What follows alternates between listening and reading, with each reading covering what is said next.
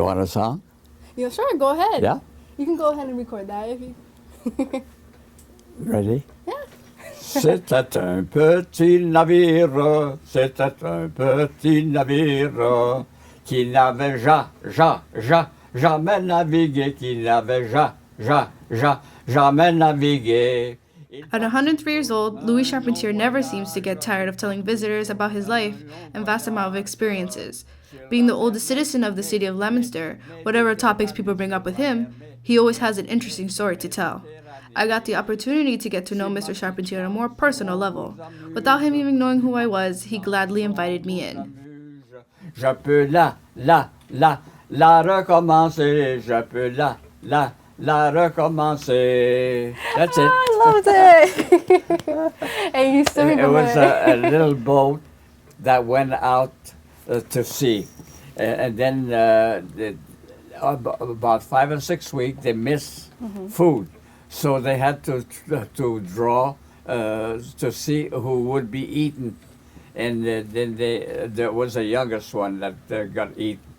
So you were singing in French. Yeah, yeah. And your family came from Canada, I believe, right? Yeah, I was 12 years old when we came to this country. 12 years old. I had to learn to speak English. We only spoke French. Was it difficult for you to learn how to speak English? It takes, before you speak good enough, it takes 3 years. It took you 3 years? Yeah. Wow.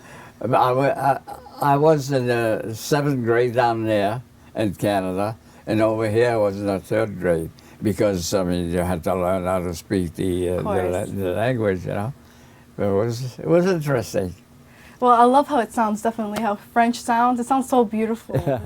I have, my brother and I think we got nearly 60 of them. 60 of them? That French song, that we sang. Wow. I got it on a tape, My prayers, I still say them in French because it's easy enough for me to say it in French. Also, I don't know that you're very well known for things like creating certain masterpieces out of carving wood. Yeah. I've been wood carving since I'm 7 years old. I was born 4 years before the First World War. And then my brother was working in a mine for war. And then one day he came home with a pair of oxen that he had carved out of wood. And I had a farm that I had made out of cardboard. Okay. And I had about 100 animals, cows and pigs and sheep and dogs and so on and so forth. And then when I saw those animals that he had carved out of wood, I thought maybe I should try myself with wood carving also. So I went over to my uncle's store and got some wood and then started carving. When I left Canada, I had well over 100 animals with a barn to go with it and everything. And not even keeping one piece.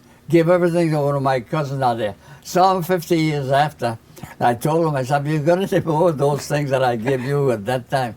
He says, "Heck, it's 50 years ago." He said, "You gave one here, you gave one there, and they all disappear. I haven't got any more." Are there certain things that you like to carve more than any other thing? Animals. Animals? I like animals. Do you have a favorite animal? What's that? Do you have a favorite animal? A horse is, to me, is such a beautiful shape. I mean, the compound curves on a horse Very majestic. everywhere. It's so beautiful.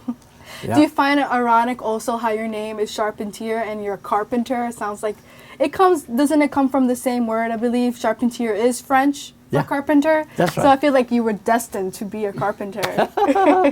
I find that really ironic. I love it.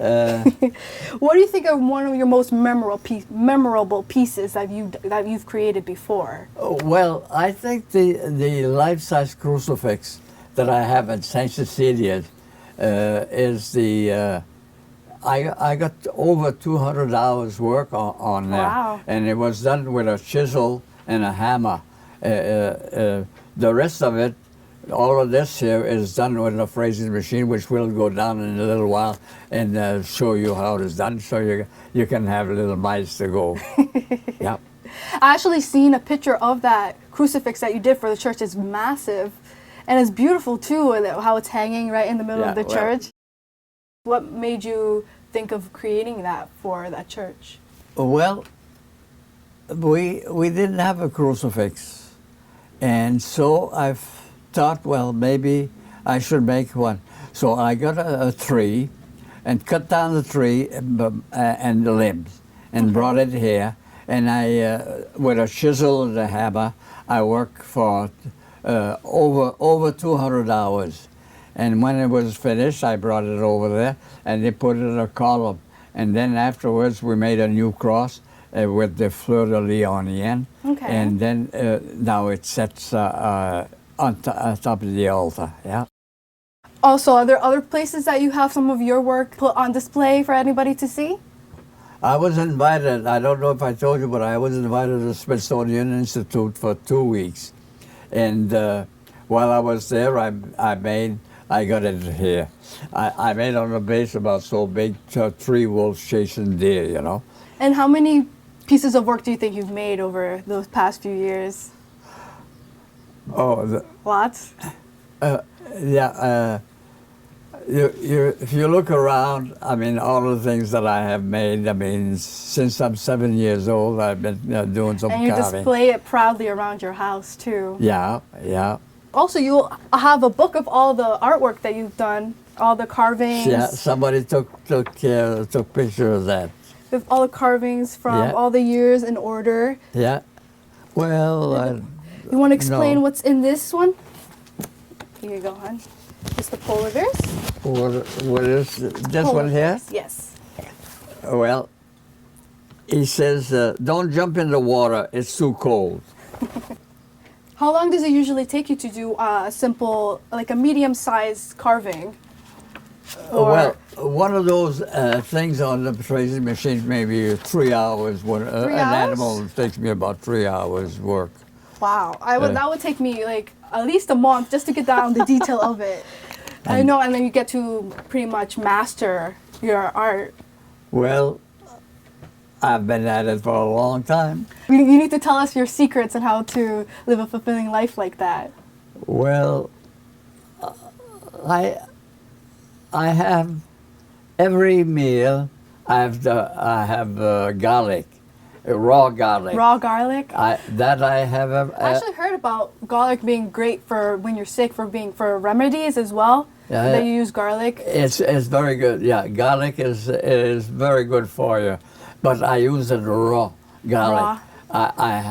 I make them soup, and I put everything in my soup. I put hot frankfurt and all kinds of things and cheese, and then I put some raw garlic. After everything is warmed up, I put the raw garlic. And Okay. at least twice a day. It's good for you. It's medicine. Do you think you've influenced anybody? Well, I work with kids for 20 years, carving styrofoam, and then we'll go downstairs and I'll carve some mice for you, and then show you how to make them jump out of your hen. Okay? I can bet the kids would love doing that. Yeah. Mr. Charpentier then shows me the tools he uses to create all his carvings. I'm going to give you these and show you how to make them jump. There's nothing to it. Boy, I must have made many, many thousands of those mice. With the kids, you know. Who taught you how to make these little mice? How to make them? Well, my mother used to make that mouse out of a handkerchief. So I taught her this. With a styrofoam? No, handkerchief. Okay. She used to take and fold a handkerchief and then tie 2 knots, and there was 2 little ears, you know. And then she used to make him jump. We were wondering, what the heck? A while ago it was a piece of plastic. Now it's jumping out of a hen. So you'll learn how to make them jump here. And when you give some to the kids, you'll show them how to make it jump. That's the last one. And we put ice. A little nose so you can smell.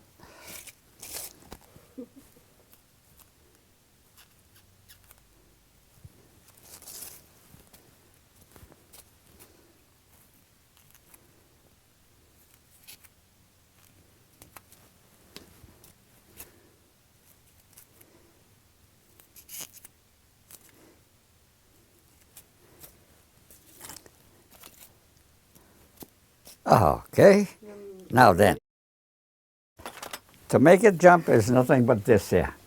The hand is your right width on your chest. Bend your fingers. Bend your fingers. Like this? You want me to stand over their hand? Now the other hand hides it. Okay. The other hand hides it. This. Okay. Now, all you do is bend your fingers a little more. Sure. All you do is this there. Hide it. M-O-U-S-E. Oh! That's all. Let me see if I can try one. Ready? Bend your fingers a little more. Hide it. M-O-U-S. M-O-U-S-E. That's it. You know how to do it. So, okay, here you are. Thank you. I can take it. Thank you. I know you were also dubbed Mr. Christmas by some people. Oh, Is yeah. there a reason behind that as well? Well, it's the mayor that gave me the name of Mr. Christmas on account of the pieces that I put out here. I got 260 life-size figures carved out of styrofoam. And it's been every year, you know, for the past, I don't know, close to 60 years. Huh? 63 Yeah. years. Wow. Yeah. I bet the kids must love that too. The what? The kids must love seeing Oh, all yeah. those little figurines. I have a guest book, and there's never less than 5,000 names in there. And then I make about, I don't know, 150 little mice and give it to the kid. Aw, see, that's I can more see why they would 150. call you like that, because you bring the little gifts to the children. Yeah. Well, I mean, there's people that comes and see this here with their kids, you know. And I see some of them, the father with their kids, tells me that he used to come over here when he was little too. Do you consider this more as a hobby or something that you feel is more than just that? Oh, as something to pass away the time. I mean, that's really what I did. Yeah. Is there anything that you did during your lifetime that wasn't just for carving wood? You did paintings, you said, as well, and I was drawings? 40 years. I was head designer for a plastic industry, Okay. making jewelry for the ladies, garments, earrings, necklace, bracelets, and so, buttons for the ladies' garment, toys, all kinds of toys, you know, the different things, and dolls. The doll business got so big that we went to Puerto Rico. Mr. Charpentier then showed me some of the drawings he had done, of his parents and then some well-known people that almost anyone will recognize. His drawings range from Albert Einstein, to Marilyn Monroe, to George Washington and many other presidents. The drawings themselves are very detailed, realistically portraying all of these people. Here's a moment to simply enjoy some of his work and all the artistic talents that are displayed in them. What may take others seemingly endless hours of time, it only takes him a mere 2 to 3 hours to create these sketches.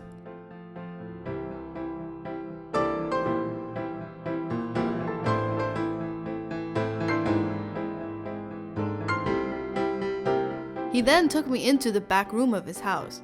There he had many of his carvings displayed around the room. He continued on telling me the stories behind each one and what inspired him to make them. And this is loose plastic, this is styrofoam. And this here, well, is a couple of dancers.